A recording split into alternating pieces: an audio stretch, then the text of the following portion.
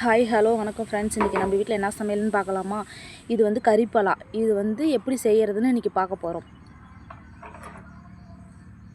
வாங்க வீடியோக்குள்ளே போகலாம். முதல்ல அந்த மேலே இருக்கிற அந்த தோலெல்லாம் இந்த மாதிரி இருக்கிறதெல்லாம் செதுக்கிக்கலாம். செதுக்கினதுக்கப்புறம் அந்த காம்பு பகுதியை அறுத்துடலாம். அறுத்துட்டு பழத்தை ரெண்டாக பொளந்துக்கலாம். இப்போ வந்து சின்ன சின்ன பீஸாக கட் பண்ணிக்கலாம்.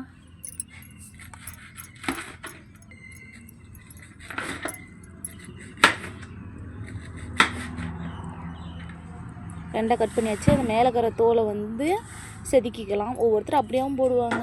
எனக்கு அது பிடிக்காது. அதனால் அந்த மேலே இருக்கிற அந்த தோலை வந்து நான் கட் பண்ணி எடுத்துக்கிறேன். அவ்வளோதான், கட் பண்ணி எடுத்தாச்சு. இப்படி தான் இருக்கும் பாருங்கள். இந்த மாதிரி தான் இருக்கும். இது வந்து நம்ம நம்மளுக்கு எப்படி தேவையோ அந்த மாதிரி நம்ம வந்து கட் பண்ணிக்கலாம்.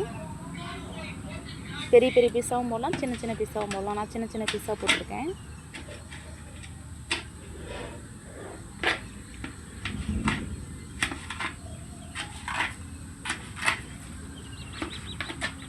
நல்லா அரிஞ்சு வச்சு ஒரு டைம் நல்லா அலசிக்கலாம். அலசிட்டு வேக வச்சு எடுத்துக்கலாம்.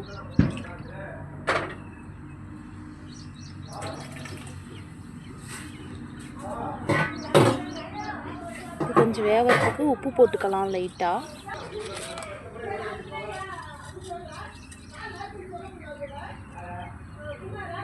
அவ்வளோதான், நல்லா வெந்துருச்சு. தண்ணி வடிச்சிட்டு வந்துடலாம். தண்ணி வடிச்சிட்டு வந்தாச்சு. இப்போ நம்ம வந்து இதை பொரியல் பண்ணிடலாம். அடுப்பு பற்ற வச்சு சட்டி காஞ்சிருச்சு. தேவையான அளவு எண்ணெய் ஊற்றிக்கலாம். எண்ணெய் காஞ்சிருச்சு. கடுகு போட்டுக்கலாம். கடுகு பொரிஞ்சதுக்கப்புறம் உளுத்தம்பருப்பும் கடலைப்பருப்பும் போட்டுக்கலாம் தேவையான அளவு. அது கொஞ்சம் பொரிஞ்சு வந்ததுக்கப்புறம் தேவையான அளவு கருவேப்பிலை போட்டுக்கலாம். கருவேப்பிலை பொரிஞ்சதுக்கப்புறம் நறுக்கி வச்ச பூண்டு போட்டுக்கலாம். பூண்டு கொஞ்சம் வதங்கட்டும். வதங்கினதுக்கப்புறம் வெங்காயம் போட்டுக்கலாம். வெங்காயம் வதங்கினதுக்கப்புறம் ஒரு தக்காளி கட் பண்ணி வச்சுருக்கேன், அதையும் போட்டுக்கலாம். தக்காளி நல்லா வதங்கி வரட்டும். தக்காளி நல்லா வதங்கினதுக்கப்புறம் வதங்கிடுச்சு. இப்போ வந்து நம்ம வேக வச்ச காயை கொட்டிக்கலாம். காயை கொட்டி கொஞ்சம் கிண்டி விட்டுறலாம். நல்லா கிண்டி விட்டுட்டு 10 நிமிஷம் கழித்து